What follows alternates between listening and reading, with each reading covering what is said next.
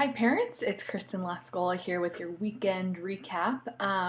This weekend in junior high, we did a little object lesson. I gave the students, I split them up into three teams, then I gave them some broken items and some masking tape and some string, and they had 3 minutes to try to fix their item. And I kind of set them up for failure because there's no way they could fix what they needed to fix with what I gave them. But we just talked about the brokenness in the world and how even though they were able to fix the items and now they were whole, more so than they were taped together and it was a sloppy job. It was not the original intention of the person who created it, but how that kind of symbolizes the world that we live in, that we do live in a broken world where there's sin and corruption and sickness and disease and poverty and all of these kinds of things going on.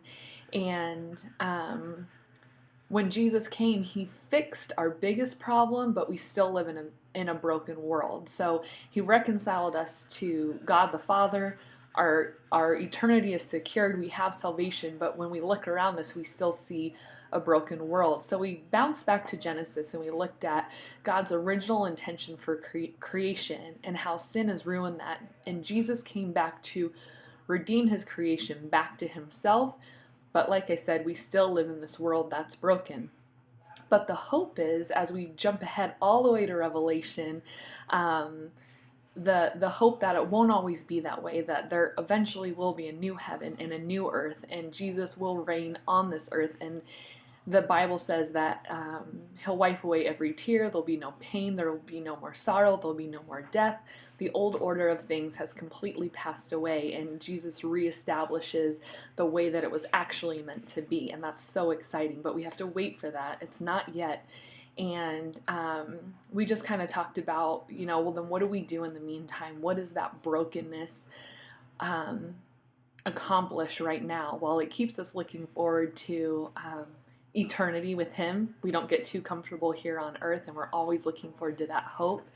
And also we talked about, well, then why doesn't he just fix it right now? And if he could, why not? And he's delaying his return so that more and more and more people will come into a relationship with him to be saved for eternity. So it was a pretty cool lesson just with the hands-on thing. I think the students really got it. So that's what we talked about, just to keep you in the loop. We have Christmas Chaos coming up next Tuesday, and then after that we're going to take 2 weeks off of our Tuesday night Chaos program because one is Christmas Day. That'll be a Tuesday, and the next is New Year's Day.